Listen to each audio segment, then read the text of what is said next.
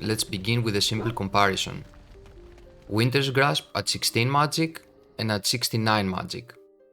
With 16 magic, Winter's Grasp hits for around 40 damage, and with low magic there is also a chance that the enemy will completely resist a spell, which means you deal no damage at all. At 69 magic, the spell becomes much more reliable, it lands far more often and the damage increases as well. In this example, it's already up to around 59 damage.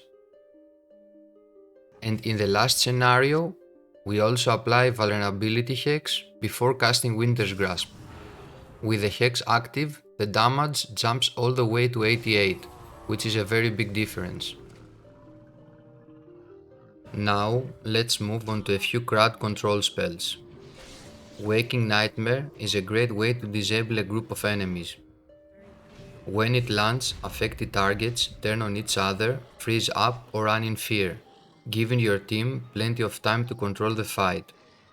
Force Field is another strong control spell. It removes a target from the fight for a short time. They can't act and they can't be harmed. It's very useful for keeping a party member safe or putting a tough enemy on hold. Here you can see that the Ogre's attacks do nothing to Alistair, and with Vulnerability Hex and Crushing Prison, which is another reliable control spell, we can take down a very strong enemy quite safely.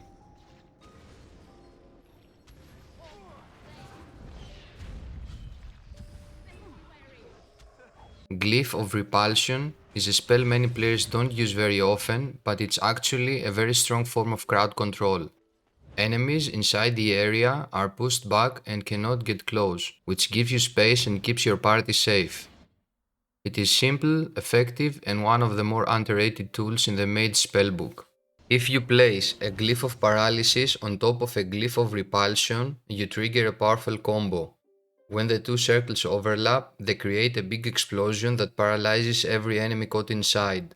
It lasts for a while, which makes it great for controlling groups of enemies, but keep in mind this combo can also cause friendly fire, so be very careful where you place it. Next, we have a Shatter combo. First, we freeze an enemy with Cone of Cold, which can also hit your party if they stand in the way, and then using Stonefist we can instantly shatter and kill the frozen target. This doesn't work on higher rank enemies or creatures that are immune to cold. Our last combo is also the most powerful in this episode. We start with Sleep, which affects multiple enemies at once, and then follow it with Horror, which works on a single target. When combined, they trigger a Nightmare, and in this example, the enemy takes 173 damage, which is massive for a level 10 character like the one we're using in this guide. That's it for today's episode. Thanks for watching and stay tuned for more. I'll see you in the next one.